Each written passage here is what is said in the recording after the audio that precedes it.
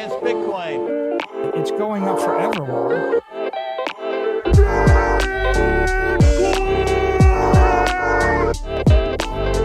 You're against Bitcoin, you're against freedom.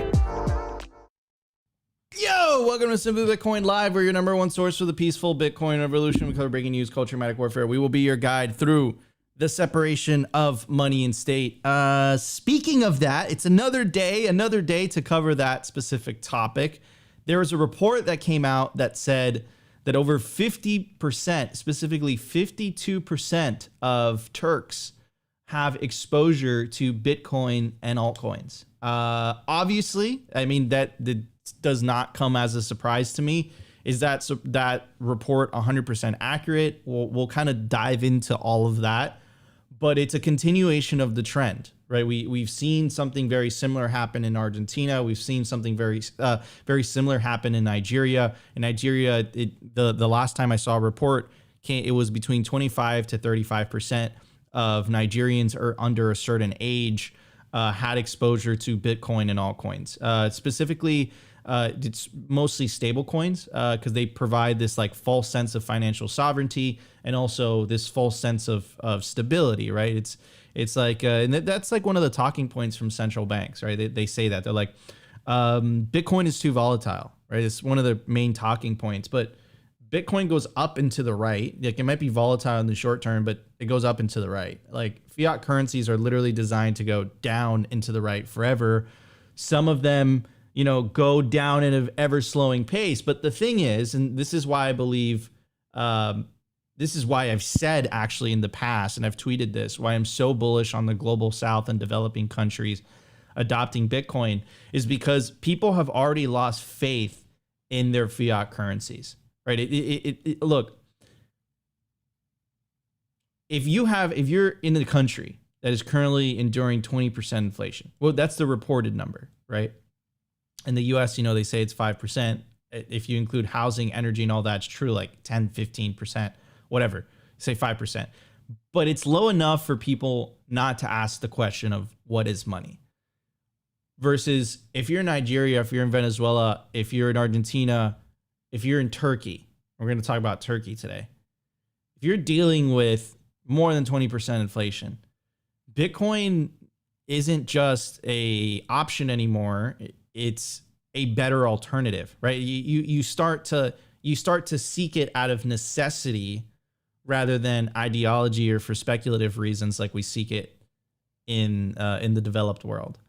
So I think it's a continuation of the trend. This is the separation of money and state. You're witnessing it firsthand, and people are going to continue to wake up to the fact that a non-state money is just better than the money they offer.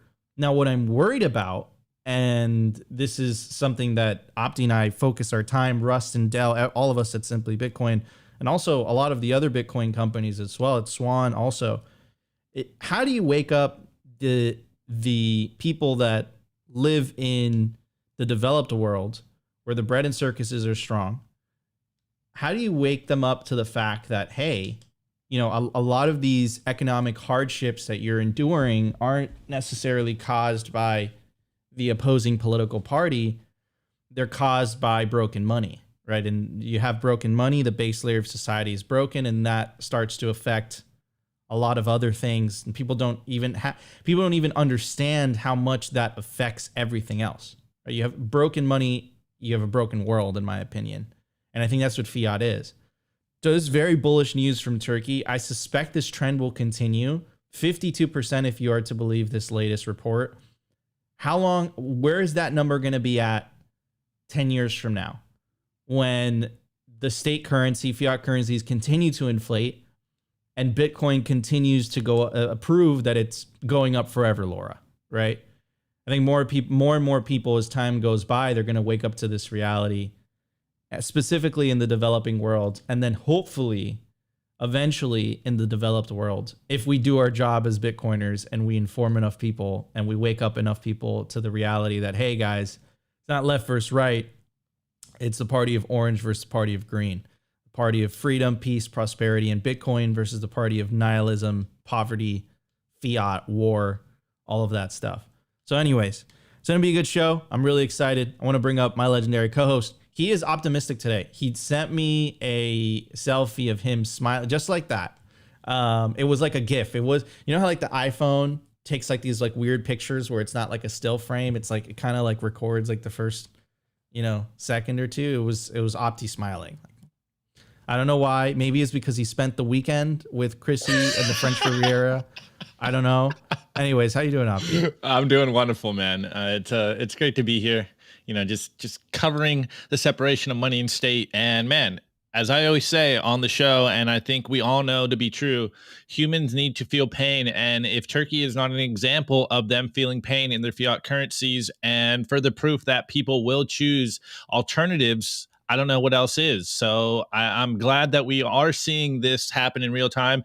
And even during this bear market, we were kind of low key just like trolling each other before the show. Like, what's the price going to do? We don't like to speculate on the show, but we sometimes look at the charts here and there, just wondering whether we're going to be a lot more poor or we'll be good to go. Is our purchasing power going to get demolished or not? Doesn't really matter. It's what we always say here. The only number that matters is the sats under your control.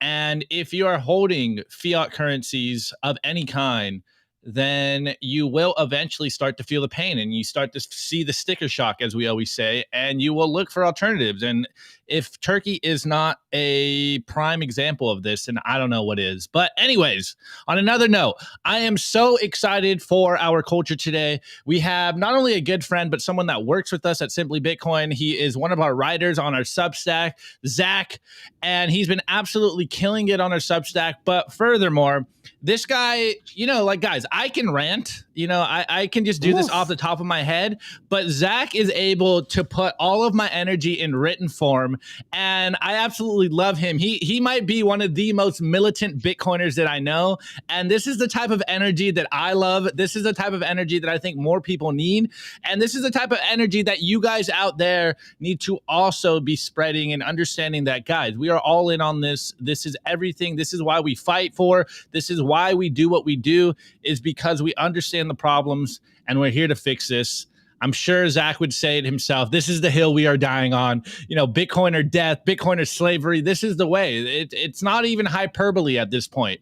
It's uncontentious that it is Bitcoin or it is digital slavery. And I choose Bitcoin, and more people around the world are choosing Bitcoin. Anyway, Zach, how you doing, brother? Good to have you. Hey, that's a hell of an introduction. Thank you very much. It's great to be here. Feel blessed to be here, blessed to be a part of the team. And specifically, I'm talking about Bitcoin, Team Orange. We're going to win. And that's just because we're going to make it happen. Not because it's inevitable. What's inevitable is human flourishing and human survival. And that happens through Bitcoin. It doesn't happen through fiat. Oof, I love that. Yeah, Bitcoin. Wait, hold on. Bitcoin is the enabler of human freedom, peace, and prosperity, and fiat is not. I love that angle. I really like that a lot. Anyways, guys, no more delay. Let's jump straight into the show. We got a lot to talk about today. Let's check it out. The Bitcoin numbers. Is your Bitcoin in cold storage really secure? Is your seed phrase really secure? Stamp Seed's do-it-yourself kit has everything you need to hammer your seed words into commercial-grade titanium plates instead of just writing them on paper. Don't store your generational wealth on paper. Paper is prone to water damage, fire damage. You want to put your generational wealth on one of the strongest metals on planet Earth, titanium. Your words are actually stamped into this metal plate with this hammer and these letter stamps. And once your words are in, they aren't going anywhere. No risk of the plate breaking apart and pieces falling everywhere. Titanium stamped seeds will survive nearly triple the heat produced by a house fire. They're also crush-proof, waterproof, non-corrosive, and time-proof. All things that paper is not, allowing you to hodl your Bitcoin with peace of mind for the long haul. Stamp your seed on Stamp Seed. All right, guys, I want to make it easy for you guys. You literally have to, all you have to do is scan the QR code on your screen right now. It'll take you directly to the Stamp Seed website. Get yourself a titanium seed phrase storage kit. You can use promo code SIMPLY, get 15% off. And don't put yourself in the situation where you have to explain to your grandchildren why you lost your Bitcoin because you stored it on paper and not titanium. Anyways, at the time of recording, the Bitcoin price is 25,785 sats per dollar, 3,878 block height, 806,347 blocks to having 33,653, having estimate April 21st, 2024, total Lightning Network capacity, 4,715 Bitcoin, capacity value, 121 million US dollars, realized monetary inflation, 1.75%, the market capitalization of Bitcoin, $502 billion with a B, Bitcoin versus gold market cap, 3.9%. We are still very, very early. And I love that realized monetary inflation number continuing to take fiat currencies to absolute school. Anyways, I went down a little bit of a rabbit hole yesterday during Labor Day weekend. And I went down the rabbit hole of central banks. And I went down the rabbit hole of fiat money. And I ran into this amazing channel, Mises Media. And they made a video on The Creature from Jekyll Island, which is a book I highly recommend all Bitcoiners to read. And it's the story of the creation of the Federal Reserve here in the United States. And I thought it was really interesting. Anyways, let's check out this video and then we'll talk about it. The Creature from Jekyll Island. The battle over a central bank is an issue that goes back to the beginning of America. The Federalists, led by Alexander Hamilton, wanted the new American government to resemble the British Empire, with their own Bank of England. They were opposed by Jeffersonian Republicans, who understood a central bank to be a dangerous institution of corruption that would benefit a politically connected minority. Both sides saw their share of victories and defeats, leading to the establishment of the first Bank of the United States under Washington, ended by Jeffersonians in 1811. A second Bank of the United States was created in 1815, and then ended by Andrew Jackson in 1836. Older than any American central bank, however, was the dollar, which began as a Spanish silver coin widely used in the colonies. During the Revolutionary War, America tried its hand at paper currency, not backed by gold or silver. The result was the Continental Congress acquiring resources and military service from Americans in exchange for an unstable currency that collapsed in value. The result was, in 1792, the establishment of a national currency based in gold and silver. The new U.S. Mint would mold coins in a patriotic design, but the weight of silver remained the same as the Spanish dollar. With currencies around the world all backed by gold and silver, global trade benefited from what is called the classical gold standard. This international gold standard provided an automatic market mechanism for checking the inflationary potential of government. If a country, like Mexico, inflated their paper pesos, the inevitable result would be gold leaving the country when foreign banks redeemed their Mexican paper money for the proper amount of gold and silver. While the ability to redeem gold internationally imposed a level of discipline on national governments, interventions in domestic economies still managed to create the booms and busts we see in business cycles. Often, through some sort of government privilege, banks would be legally protected to print money not backed by gold, which would spur investment into projects that otherwise would not be profitable, resulting in a bust. After a particularly bad financial crisis in 1907, the result of bad banking policies first imposed during the Civil War, major Wall Street banks decided to promote the creation of a new central bank that could be depended on to bail them out during a financial crisis. The Wall Street bankers and their allied politicians understood that it would be difficult to get the American public to create such a powerful and dangerous government tool. In planning the creation of this new bank, they met in secret locations, like Jekyll Island, Georgia, using fake names. They plotted a national propaganda campaign to sell the public and elected officials on the plan by any means necessary. In 1912, Woodrow Wilson was elected president in a three-way race with less than 42% of the vote. A year later, he would sign into law the creation of the Federal Reserve. Shortly after, the costs of World War I would force governments around the world to begin massively inflating their currencies, which would result as the end of the gold standard. So, if the classical gold standard worked so well, why did it break down? It broke down because governments were entrusted with the task of keeping their monetary promises, of seeing to it that pounds, dollars, francs, etc. were always redeemable in gold, as they and their controlled banking system had pledged. Governments were incentivized to allow banks to print far more paper money than gold on hand than they could in a free market. It was not gold that failed. It was the folly of trusting the government to keep its promises.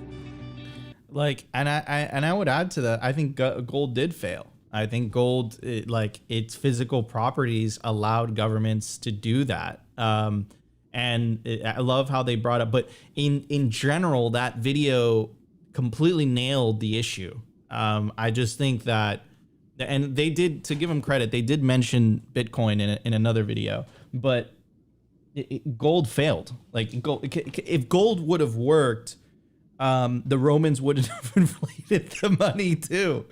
Like, this is like a story old as time. This has happened many, many times in the past.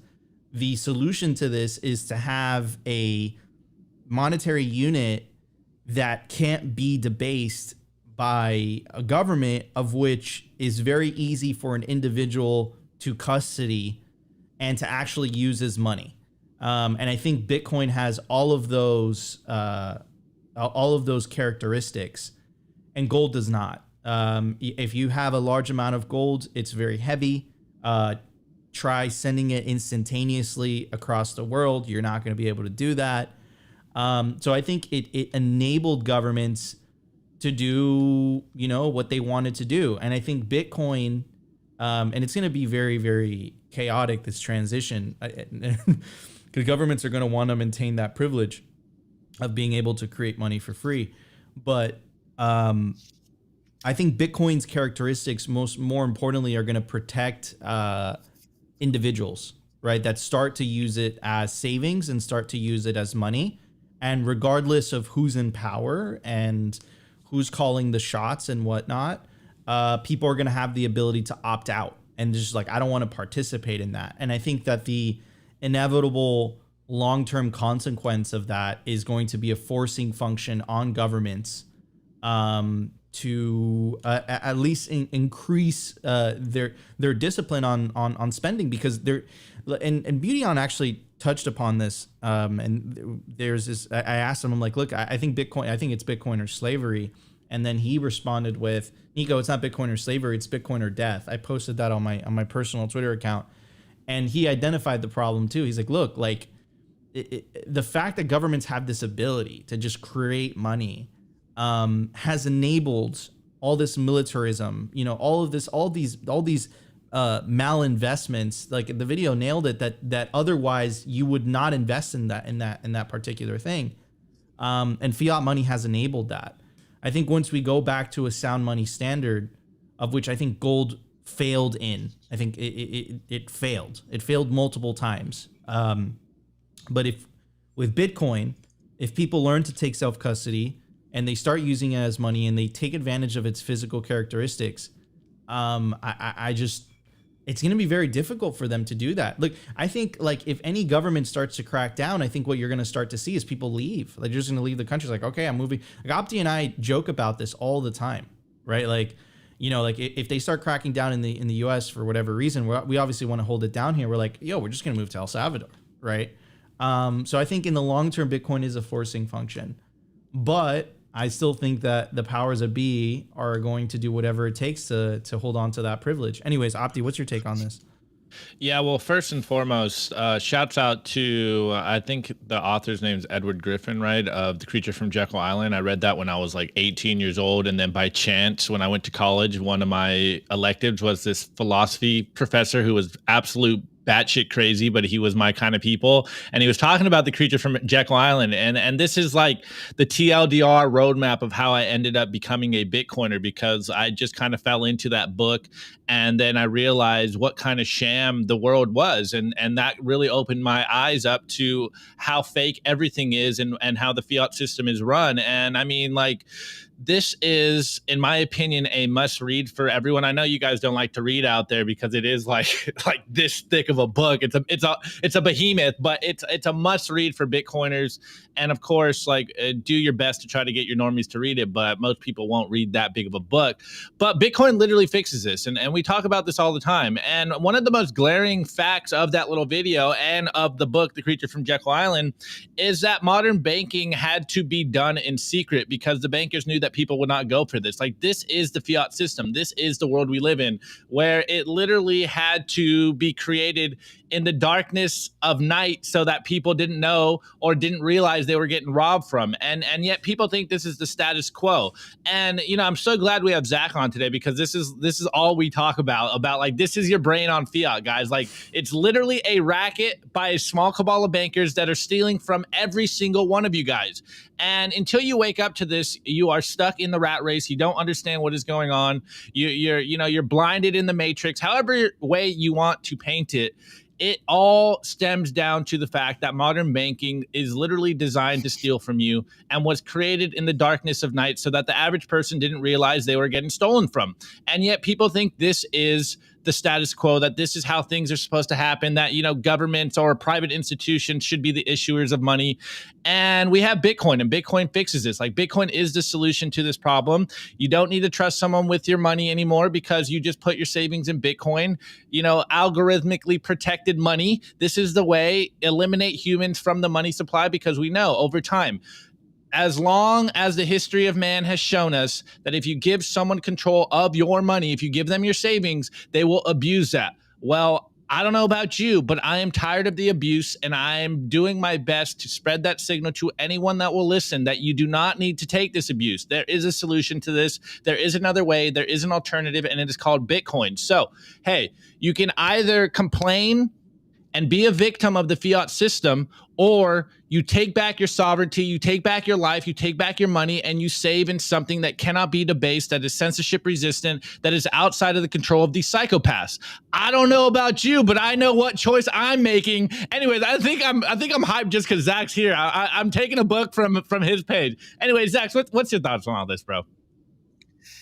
Yeah, I couldn't agree more. You know, I do a lot of writing for Simply, and when I'm writing, it's mostly my inner voice talking to myself to get my own ass in motion and do the right things that need to be done, because I have, you know, decades of experience being told that I need to listen to somebody else who doesn't have my best interest in mind. They have their own best interest in mind. And that's just human nature. But the problem is, when those self-interested folks control the money and hold your money and make decisions for you about how to spend your money, you're going to end up in a bad situation. And so, you know, a lot of the programming, I like to say, is really just accepting that somebody else is in control of your life. So what you really need to do is take ownership and control of your own life, and that starts by taking control and ownership of your own money. And so, you know, that's why anybody that has any understanding of how the world works, they hold a lot of gold. And that was the only solution pre-2009. So, you know, part of the thing that people don't understand is how dumb they are. I mean, in general, we're all kind of dumb. I mean, if you put somebody, you know, in a desert or in a jungle by themselves, they're not going to make it 99 times out of 100. So, and the other thing to think about is gold is a fairly new invention. I mean, it's only been around for 5,000 years. Fiat's a very, very new invention. So it's just text messages, and that's all Bitcoin really is too. It's just that rather than the conspirators holding the money for you, Bitcoin allows you to hold the money yourself, and it's a game changer. So, and that's where it's all about, you know, accepting your sovereignty for yourself, taking back your life for yourself, and then, you know, blazing a path forward from there. 100%. I absolutely love how you said that, right? Bitcoin allows you to truly, you know, make a path for yourself 100%. And I think it makes it very difficult for anybody to go against you, especially on a large scale. I think that's truly, you know, and I think there's very, very deep consequences to that. And I think the book, The Sovereign Individual, really kind of nails it. And a lot of the predictions came true that they theorized back in the 90s. And I think it's because they were looking at like history from the lens of violence, right? And I think that Bitcoin makes it very, very difficult to confiscate swaths of wealth from a large amount of people, specifically if those people are taking self-custody of their Bitcoin. And I think that's a forcing function in the long term. Anyways, guys, before we move on to the news, I want to give a shout out to our sponsor, the Bitcoin Conference, the Bitcoin 2024 Conference. It's going to be in Nashville, Tennessee, not in Miami this year, July 25th through the 27th, 2024. You want to get your tickets quickly before the prices go up. For a GA, it's $349. For an industry pass, if you're trying to get a job in the industry, I recommend this one. It's $849. And for a whale pass, it's $4,749. You can take advantage of the promo code Simply to get yourself an even bigger discount. All right, everybody, let's go on to the news. The Daily News. All right, guys, I want to give a shout out to our new sponsor. Guys, you want to check out Foundation. They make the Passport hardware wallet. It's absolutely beautiful. It's clean. It's slick. Foundation Devices is self-custody done right. They build a premium grade hardware wallet called Passport right here in the US. It's fully open source, verifiable. It's the most intuitive Bitcoin wallet designed with a UX reminiscent of a simple feature phone, so you know how to navigate it and use it the moment you pick it up. Get your Bitcoin off exchanges and into your own hand in just a few minutes. Experience the peace of mind that comes with taking ownership of your own coins. Check the link down below and get yourself a Foundation Passport. Anyways, guys, let's get to the news. Pretty crazy, but let's kind of go back and figure out how we got here in the first place. So here is Euro news, and it's inflation in Turkey jumps to 59%. And this news came out, the 9th, so not that long ago.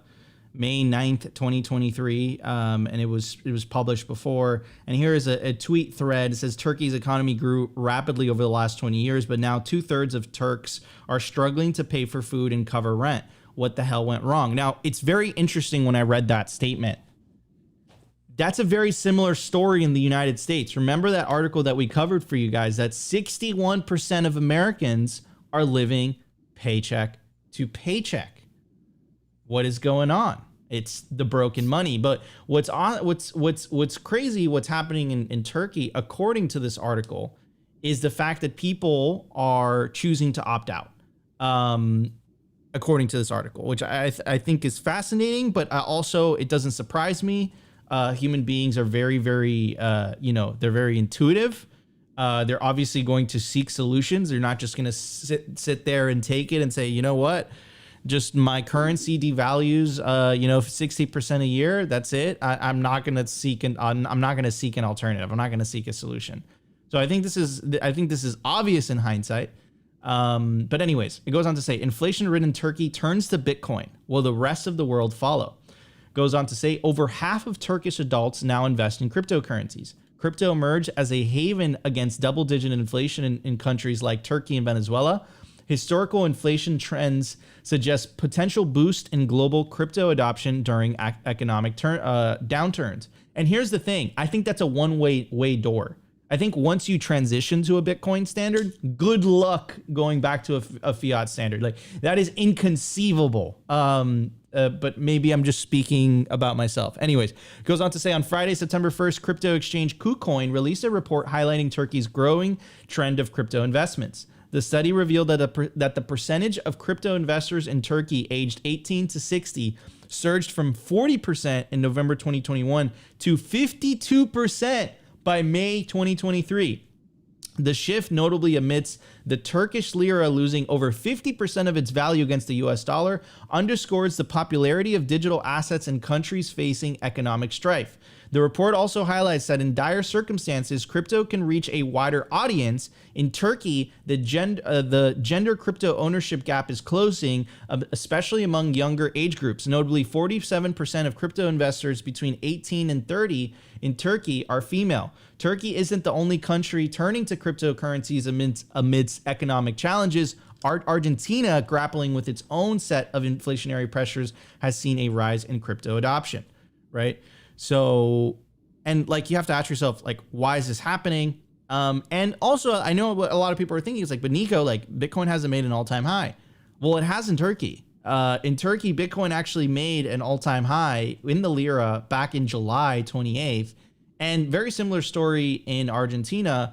Bitcoin actually has recently made an all-time high, continues to make all-time highs.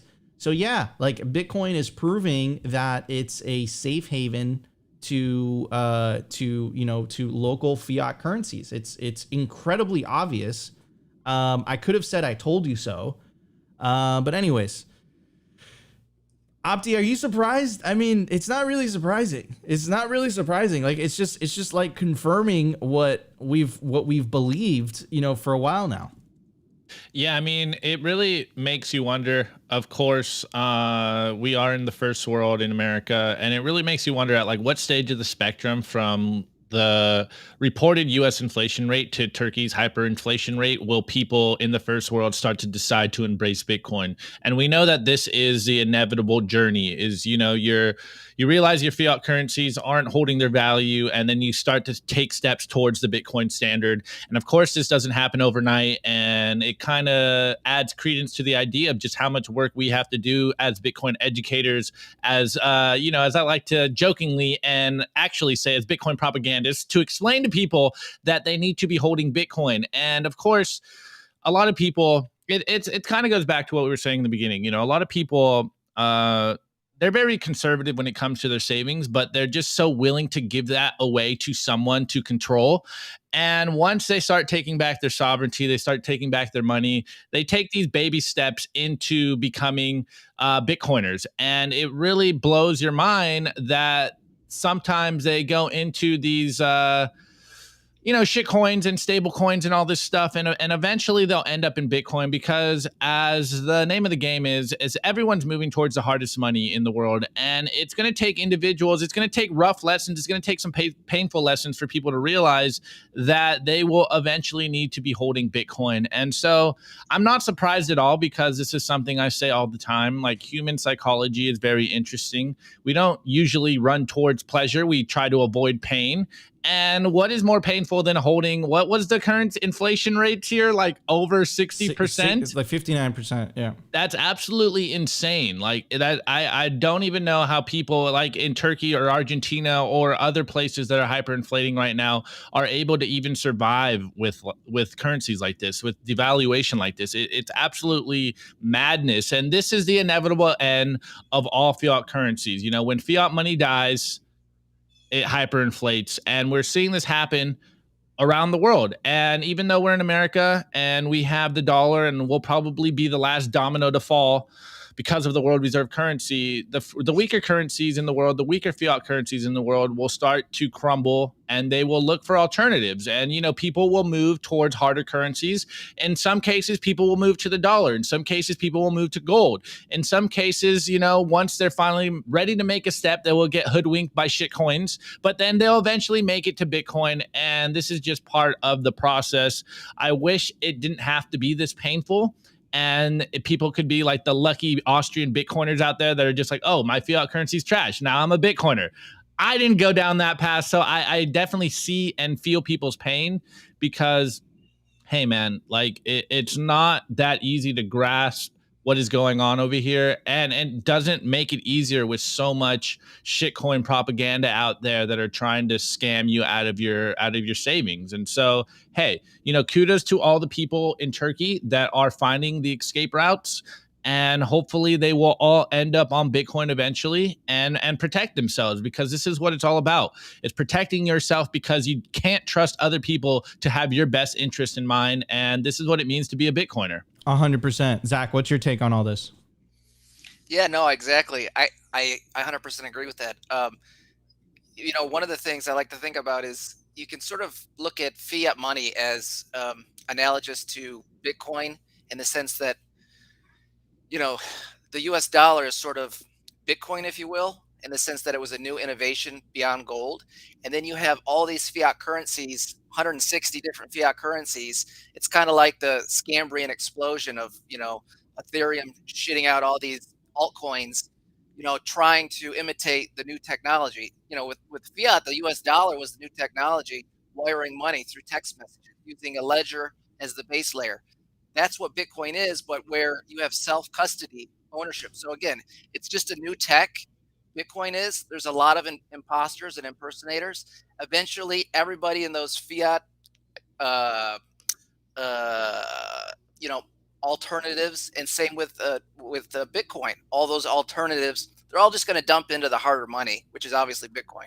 100%. 100%. I agree with you. I think all roads lead to Bitcoin. And I think that article in this news coming out of Nigeria, coming out of Turkey, but also coming out of Nigeria, right?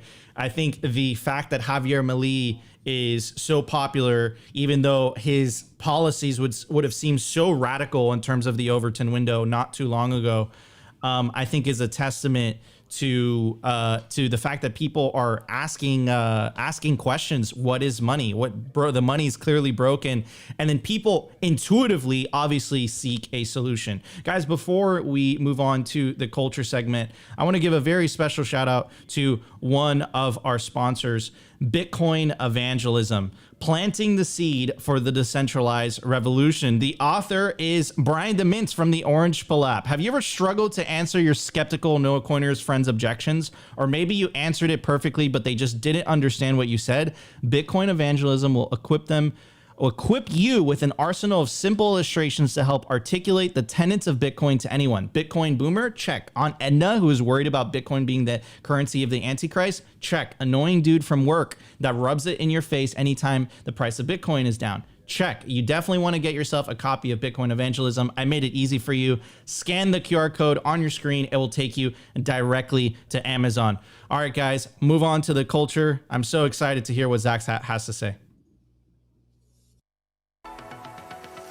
The Daily Culture. Brought to you by SwanBitcoin.com. Swan is the best way to build your Bitcoin stack with automated Bitcoin savings plans and instant purchases, serving clients of any size from $10 to $10 million. We love Swan because they incentivize self-custody and dollar cost averaging. What are you waiting for? Visit SwanBitcoin.com today. Let's go. All right, guys. I'm really hoping that we have a masterclass right now, because Zach, like I've been saying, I don't just praise Zach because he's a friend and he works with us. I literally poached him because he's my favorite writer and he speaks to me personally. And so before we get into all of the epic rants, the epic militant Bitcoin rants that I'm sure to follow, everyone loves a Bitcoin story. So Zach, TLDR us, the audience out there, how did you end up on Bitcoin? I just hate the current system, and I didn't know there was an alternative available. I mean, I've been looking for one. You know, I read a lot of books, high school, college, and I've been looking for something. I've been looking for a solution. I knew things were fucked up. I didn't know why. I didn't know it was the money. And then once I stumbled into Bitcoin, 2017 or so, all-time high, YOLO'd into it at 20,000, retirement, everything. I just immediately was hooked once I found it, realized what it was. And I've been here just grinding ever since, trying to spread the gospel. Absolutely love it. And before I ask you some more questions, I think it'd be telling to explain to the people just how many obstacles and how many times you shot yourself in the foot to become a Bitcoiner. I know you told me you went a Bitcoin miner, you did the shitcoin route, and then you finally consolidated and you're just like, I am better off just stacking sats and staying humble. Yeah, so there's been a lot of character building experiences. When I say I went all in, what happened was I thought we were in hyper Bitcoinization as soon as I found it, listening to some of the OGs in the space, like from Noted podcast with Pierre and Bitstein and Stefan Livera and a lot of guys, I guess from the 13 and 11 class, talking about how it's possible. We're just going to go to the moon. We're in that eternal September moment, and Bitcoin's just going to continue on to millions of dollars of coin. So I was under the impression the only way I was going to be able to afford any was to mine it. So I YOLO'd into the miners. I think I was paying something like $3,000 a miner. I got completely destroyed. What happened was I hooked it up to residential electricity, having no clue that the more residential electricity you use, the price goes up. So they charge you more for your electricity.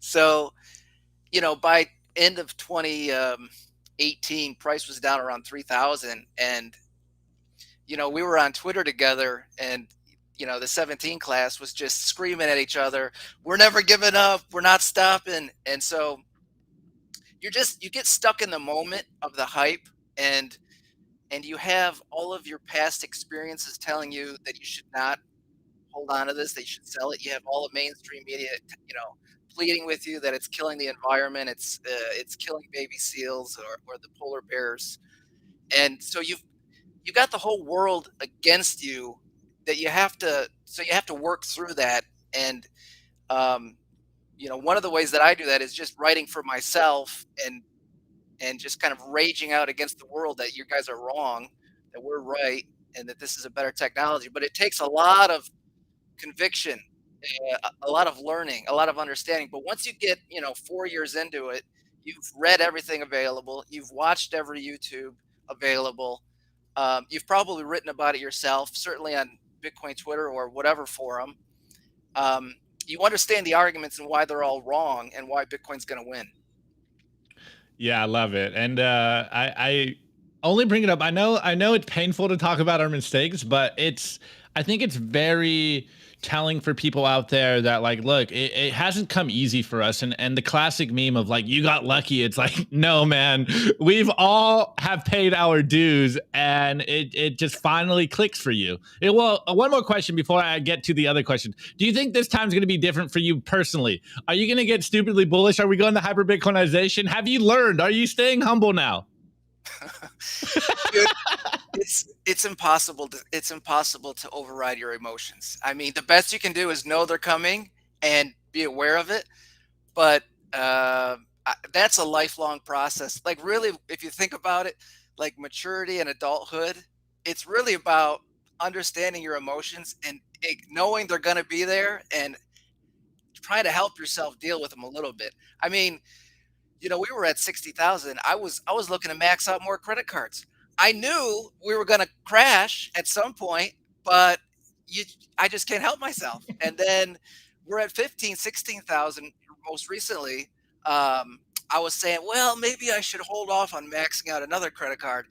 And here we are at 25. So it's impossible. But what you can do is just educate yourself on what Bitcoin is. And that will sort of help you approach a Bitcoin Zen, as you like to say, which I think is a great tool to sort of think about it.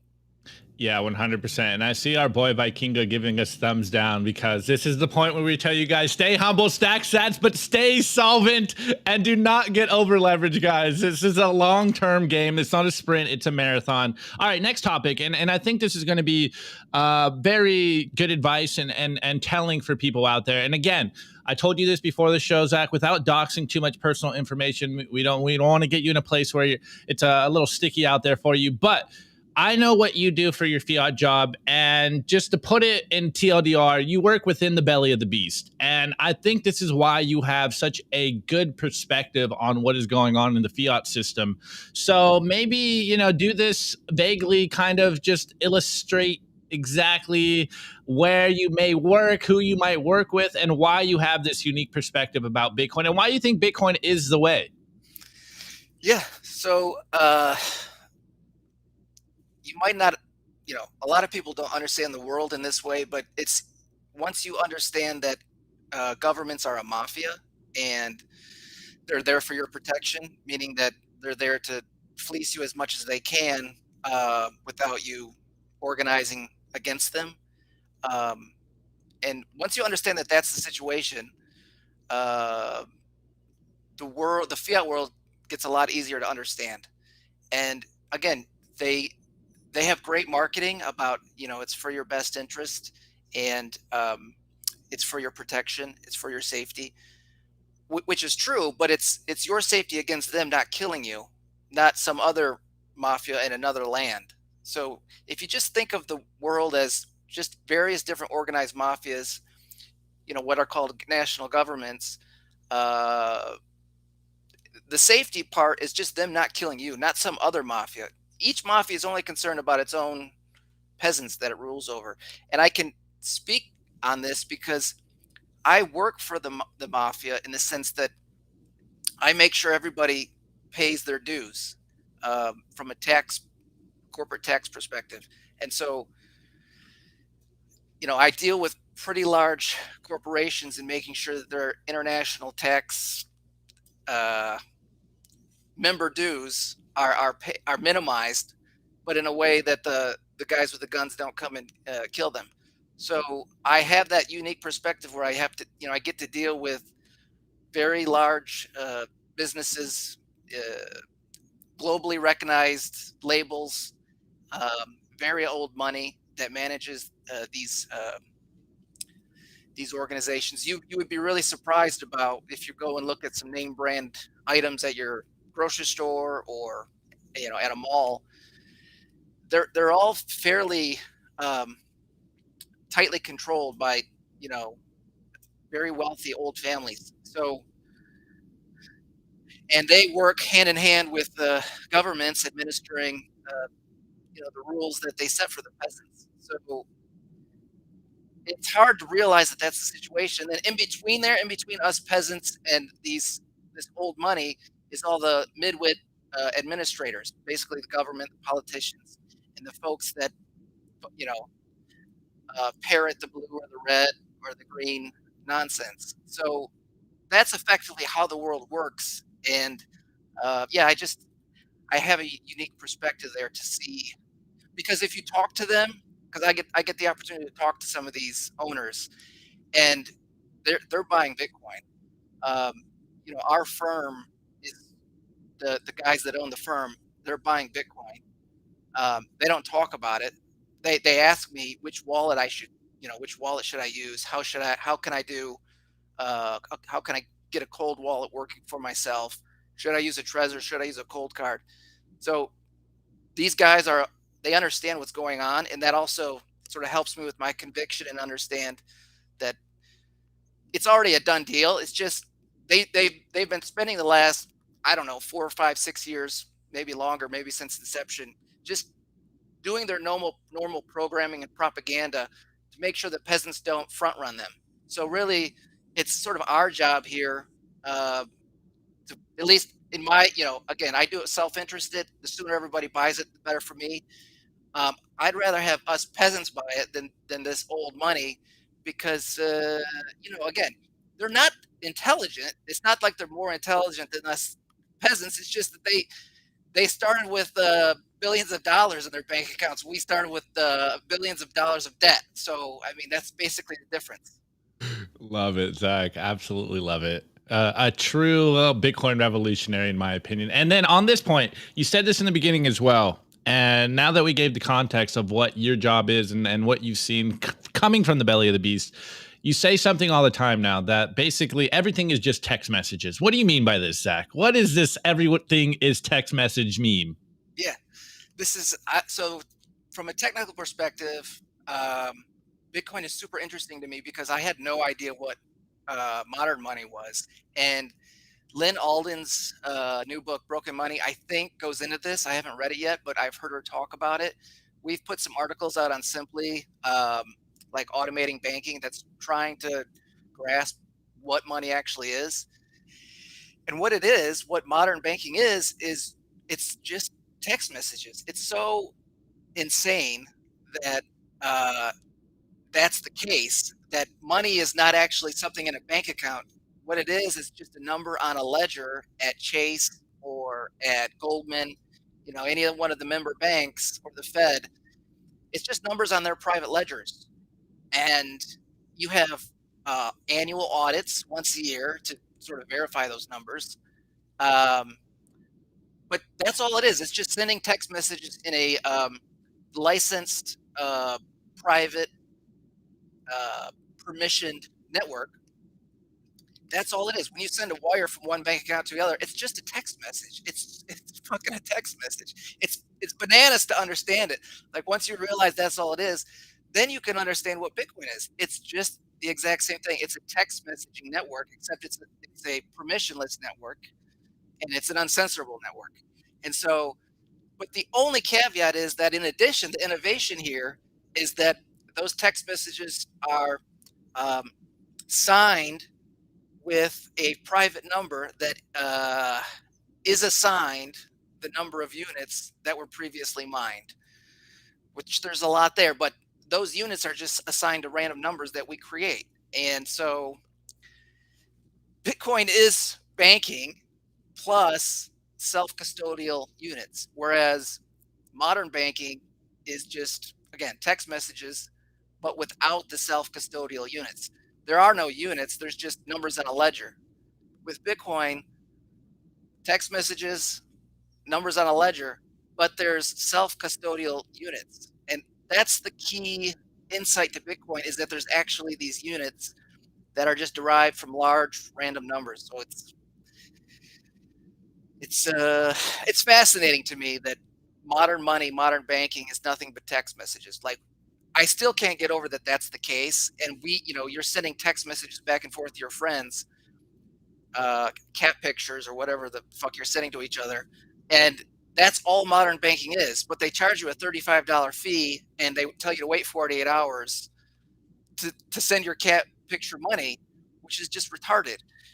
Bitcoin is the exact same thing. It's just that you're sending self-custodial units based on some large random number. It's fucking bananas, and it's amazing. It's fucking awesome.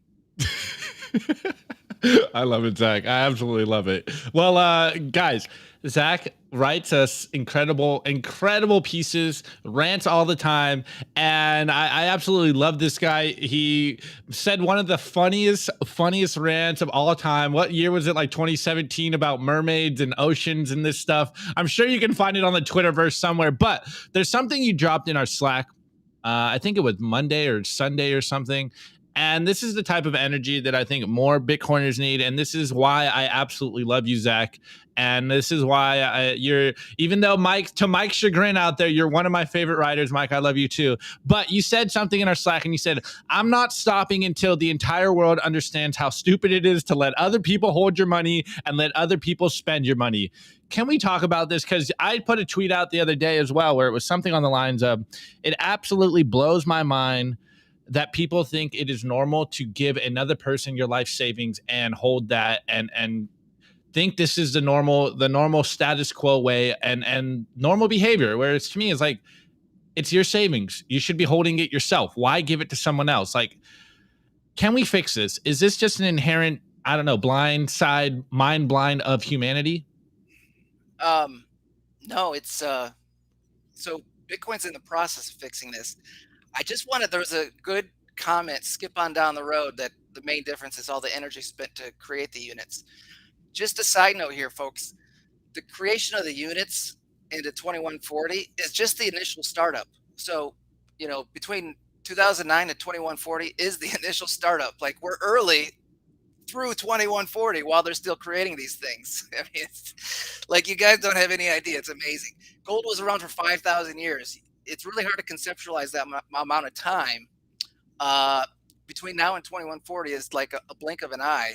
So if you can, more or less, we're going to be around for at least the 5,000 years on this system. So you're early through 2140. I mean, that's just fact of life.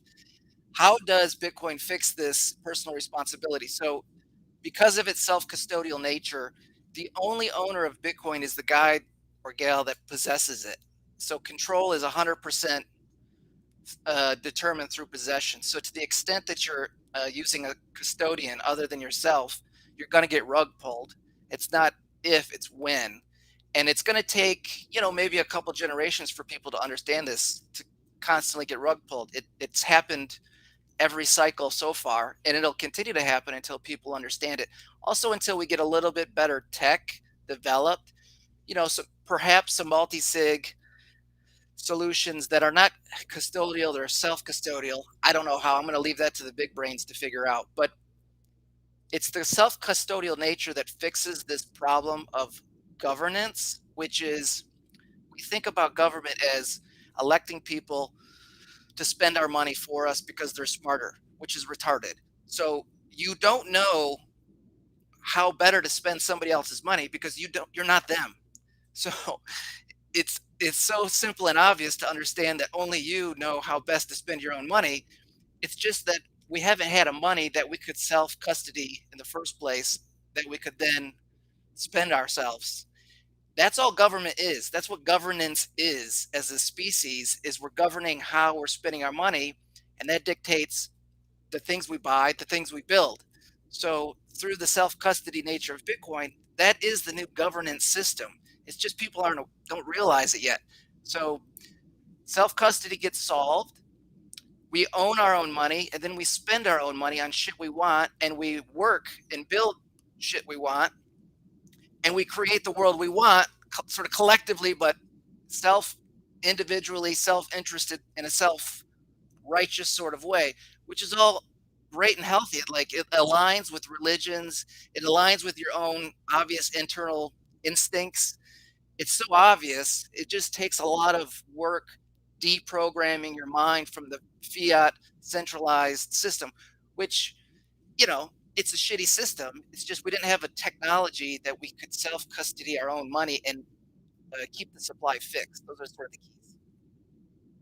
Oof. Too much sauce there. And it reminded me of something you said in the past, and I'm probably going to butcher this, but what's the meme, like possessions is 2/3 the law? And I think you said in one of our articles, like possession is what, like 9/10 of the law or whatever, or like that's the only thing that matters. He who controls the keys controls the money. And it goes back to everything that we've been talking about on this show. He who controls the money supply controls society. And here we are, guys, and we have the solution, and it is Bitcoin. Yeah, no, exactly. Sure, there might be some governing between people. I mean, I might be working with my neighbors and say, hey, we got to fix this pothole in front of our road. But that's governance, if you will. So yeah, I'm super bullish on Bitcoin because the incentives are aligned for everybody. And it's just a beautiful thing, man. It's going to be a bumpy road because the fiat political world is a bumpy road, not because Bitcoin is, the price is really a reflection of fiat insanity, because once you're in a Bitcoin mindset, you're able to lengthen your time horizon. So your time preference lowers. You're more interested in building for the future as opposed to short-term self-gratification. And that actually makes you a better, happier person and a more prosperous person. I think there was a guy, what the hell is his name? Alan B. Watts, maybe, on Bitcoin Twitter. He says, you just focus on your craft, stack sats, and the rest resolves itself. Like through each of us doing that in a self-interested way, we build the future that we see and we want through spending the sats how we want and through earning the money how we want. So it's a beautiful thing, man. And at the end of the day, you're going to be out in the ocean, women with the sharks and the whales. Let's go. Oh man. I think it's this point where you summed it up great, Zach. And it's one of those things where, guys, you guys out there, I know if you're a Bitcoiner, if you're a Simply Bitcoin friend, person that watches this show all the time, you already know this. But if there's new people out there, like if you are tired of the world and you look out in the world and you just don't like what you see, well, don't complain. Don't whine about it. Take your money into self-custody, save in Bitcoin. There is an alternative, and it is taking back your money. It is joining all of us in this freedom fight, which is starting with the base layer, which is money. Anyway, Zach, I love you, bro. I can't wait to get some more hot fire coming out of you on the Substack. But it's the time of the show that is everyone's favorite portion, the meme review. Let's get into some memes, guys. The Daily Meme Review. Brought to you by Kaboomracks. I get this question all the time. Nico, where should I buy Bitcoin miners? The answer is Kaboomracks. It's the best place to buy Bitcoin miners. That's where you're going to find the best deals and the best prices. Start your mining utopia today. To check out their racks, you got to go to t.me/Kaboomracks. Join their Telegram group and start your mining journey today. Kaboomracks. Kaboom racks. All right, guys, you already know the deal. This is the meme review where you guys send us memes either in our Telegram group, t.me/simplybitcoin, or tag me on Twitter at simplybitcointv, or you can tag me on my personal account at Optimus Fields. I will get your memes on the show. Again, you don't just have to tag your own memes, tag your favorite memes, and I will bring them on the show. This first one, oh wait, before I forget, tweets of the bullets, memes of the artillery. As you can tell from today's show, we do have an uphill battle of educating people, of winning the hearts and minds of the masses, because people just still don't know. And I've been saying for a while, actually, a little tidbit. I've been saying for a while, it seems like people know what the problem is, but it's almost becoming clear that a lot of people still have no effing idea what the problems are. So do your best to paint the picture of what is going on in the world, but also find ways to incept why they should get involved, why they should care. That's what it's all about. Again, someone said in the chat, like, you don't convince people with logic, you convince them with the emotional pleas. So, you know, don't go full shitcoin narrative on them, but you got to make people care. And as I always say, people want to live a good life because this is all we're trying to do. People are just trying to make it by. And Bitcoin has helped me. It's helped Zach. It's helped Nico. I'm sure it's helped multiples of you guys out there watching the show. And it will help you too if you're new to the game. You just got to trust the blueprint, man. Stack sats, stay solvent. This is the way. Tweets are the bullets. Memes are the artillery. We are block by block taking over the world, and it's just so beautiful to be a part of. Anyways, the first meme is by our boy Kim Gage, and he goes, amateur investors try to pick the bottom of the market before they buy. Professionals just buy Bitcoin. And we got the classic Batman and Robin where Batman's slapping Robin, and Robin goes, I'm trying to pick the bottom of the market because I don't want to pay more than I have to. And he gets slapped by Batman. He goes, you idiot, at this stage of Bitcoin's evolution, it's all the bottom. This is the way. And what's the classic trading meme? Time in the market beats timing the market, guys. Just stack sats, continue to gain exposure to Bitcoin, continue to accumulate. This is the way. The longer you earn Bitcoin, the longer you will realize that I should have bought earlier. Anyways, this next meme is by the BTC therapist, and he goes, not your keys, not your coins, hashtag BTC.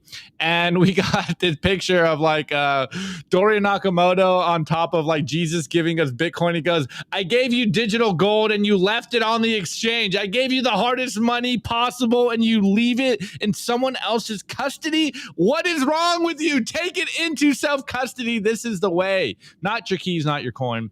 This next one is by my boy B for Bacon 1, and he goes, let's do this right the first time. And this is a classic play on the Drake meme, the hotline bling Drake meme. And he goes, no, offer discount when customers use Bitcoin. No, this is not the way. But the way is offer price increases when customer uses fiat. I absolutely love this. I think this might be the way, guys. I think this is the way how you incentivize Bitcoin use is, hey, you want to pay in fiat? Fine, it's going to cost you more. Choose your battles. Anyways, this next one is by Ropium, aka Rope, Maxi Club member. And he goes, this is a play on the Matrix meme where Neo wakes up and Morpheus tells him, you never use your eyes. Well, we have a laser-eyed Bitcoiner, NPC Bitcoiner here that turns into Pepe the Frog Bitcoiner. Goes, why do my eyes hurt? And Morpheus the Frog goes, because you have never used them before. Yes, your eyes may hurt when your laser eyes come on because you see the world in a new way, and it may disappoint you. You may get angry, and you may not understand what is going on in the world until you take the blinders off and you become a Bitcoiner. Anyways, this next one is by Big Sean Harrison. He goes, those blinded by their own perspective cannot see the bigger picture of Bitcoin. And we got the classic story here of, a couple blind people touching an elephant, and they're all describing it differently. Well, the elephant is Bitcoin. And then we have a bunch of different blind men here. We have drive chainers, and he goes, it's the tech, bro. And he's touching the tail. And we have Keynesian, and it goes, it's a Ponzi, and he's touching the belly. And we have the venture capitalist goes, it's my pet project, and he's petting the ears. And then we have journalists touching the leg, and it goes, it's dead.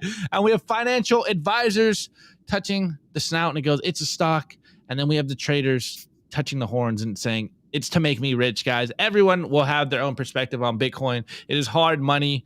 And, hey, you can use money however you want. But I know what I'm going to do with my hard money. I'm going to stack as many sats as possible and stay solvent. This is the way. Okay, this next one and last meme for today is by Alan Farrington, a.k.a. Alan F32 on Twitter. And it's a classic bell curve meme, guys. You already know I love the bell curve memes because it's probably the most fitting meme in Bitcoin. Anyways, we have the left side, our left bell IQ members, which is basically me over here, and it goes, Bitcoin is money. And then we have the right side of the bell curve, which is basically Zach over there, Bitcoin is money. And then we have all the midwits in the middle that go something like this.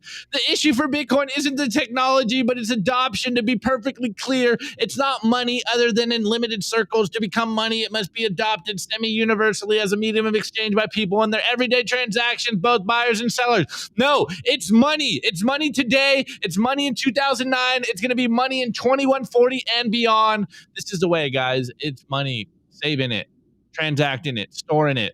Whatever you want to do with your money, it's up to you. It's your money after all, but it is money, boys and girls. So, anyways, drop your meme review score in the chat over yonder, and we will do ours live. Mine is, I might have done one of these before, but it's a new one, guys. So this is the Mophie, smartphone chargers that you just put it on there so it keeps charging. This is how I keep the spaces running for you guys for 8 hours a day. You need one of these if you want to do that. Okay. Anyway, Zach, what is your meme review score for today? For today, my meme score is use your brain, boys and girls. Think for yourselves. Stack sats, Bitcoin possession, control is 10/10 the law. Let's go. Yeah, listen! That's called motherfucking blood! All right, guys, before I get to the scores, though, hit the QR code right here. I'm not wearing the merch today because my orange hoodie is too bright for my camera, and it gives this weird aura. But go to simplybitcoin.com, get some merch. We have shirts, we have hoodies. Shouts out to everyone supporting us. Again, I've told you this before, and I'm still getting trolled for it. We will get you guys hats soon. We will get some new merch. We are going to do some collabs with Bitcoin artists, so we get some limited drops of Simply Bitcoin theme merch with Bitcoin artists. So if you want it, get it. I'm sure we got Wine on the job, and he's only going to do limited drops. So when they're here, and when they're gone, they are gone. Anyways, guys, let's get to some of these meme review scores. First and foremost, let's see. We got Hammerson. He goes, I give these memes a golden toilet. Okay, let's go. We got Keefy Boy. I sorry guys, I might have to. Okay, I give the memes a score of the hard launch of the Simply Bitcoin merch store. Yeah, we've hard launched it. Scan the QR code. It's hard launched. Okay. Hard takeoff. Oh my goodness. Okay, Elaine, score: inflation is the enlightening factor for financial self-interest, and there will be no escaping the Bitcoin takeover. Thank the Fed. This is the way. Bars, yeah, bars. Okay, Phil C. I give these memes 8 more months of the crab market. Oof. Oh yeah. All right. Let's see. Let me see. I'll pull that up before the end of the show. I did do a poll in the YouTube chat for you guys. Opti's O-face score: a landing strip on Opti's chin to go with the mustache. Oh man, y'all trolling me, dude. I just didn't shave. I can't grow a mustache. All right, stop making fun of me. Stop bullying me. All right, now Kim Gage, I scored those memes. My shrinking mole, it gets smaller because of intermittent fasting. Hooray! Oh, okay, interesting. Let's go. John Pleb, I give these memes 4 unused personal flotation devices from the Titan submersible. Oh, man. Okay. Andrew C, we'll got a few more. Score: the silent revolution. Yes, this is the way. Big Sean Harris, I gave those memes 8% Turkish inflation in 2016 and 60% in 2022. Oof. Absolute oof. Okay. Last one, UTXO goes, I give the meme some Soylent Green. Oof. If you know, you know. Okay, guys, before I end, though, I do want to bring up this poll. Let's see the community consensus over here on the YouTube video.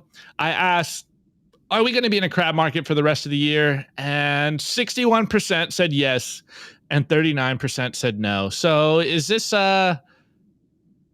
oh, I might have skipped one. Robert, I don't know where it went. Maybe it got filtered. Anyways, sorry, bro. We'll get you next week. Anyway, Zach, absolutely appreciate and love you, and thank you for coming on. What do you want the people to look? Where are you at? What are you working on nowadays? So I'm putting out articles on Simply Bitcoin Unfiltered, and check that out. I'm on Twitter, but I don't really want any more followers, and I'm trying to stay off Twitter. That stupid dopamine, it's a bitch to deal with. So yeah, go to Simply Bitcoin Unfiltered, check out our stuff. Love to hear comments from everybody. Like, stuff you don't agree with is better than stuff that you do agree with, because it helps me think like maybe I fucked something up and got to rethink it. But anyways, love you, brother. Bitcoin's gonna win. Let's fucking go. Let's go. All right, appreciate it, Zach. All right, boys and girls, girls and boys, we love you guys. Thank you for watching. If you like the show, like, subscribe, share. That's all that matters, is spreading the signal. And we will be back tomorrow. Come join us on Twitter Spaces. We are live right now till 2 p.m. Eastern time. Until then, this is your boy Opti, and we are out.